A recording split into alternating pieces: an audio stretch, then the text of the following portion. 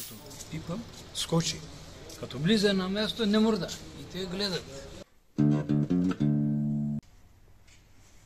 Като натискам така, има ли Бог? Трудно се намества човешкото тяло и човешката душа, като духовник. Как Той различни са. Кое е по-сложно да се лекува? Всеки, който идва, различни болки идва. Мускули, някой кокали боли, някой вътре в кокалите има лигнали и там има болки. Всички отделни болести. И мисълта ми беше за душата, ти като духовник, когато някой душевно нещо...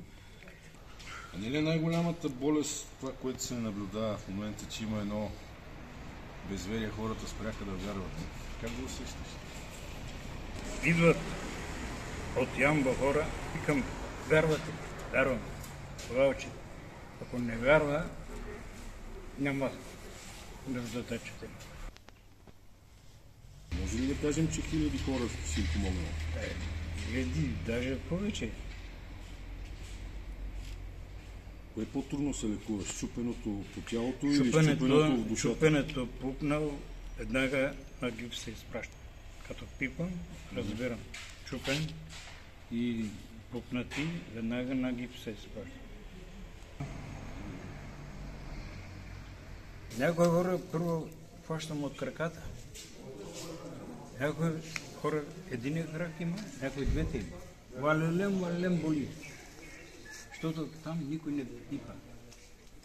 Например, ребрата, ако е изкривили, удари тук.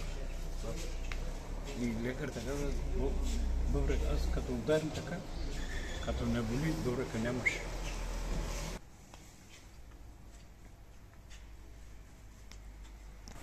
Как се струват сега хората в днешно време? По-лоши ли са? По-такова ли са? Преди хората по-добре беше, сега хората обърка. Тръгна към парата, ама никой не отива с пари. Парите остават тук,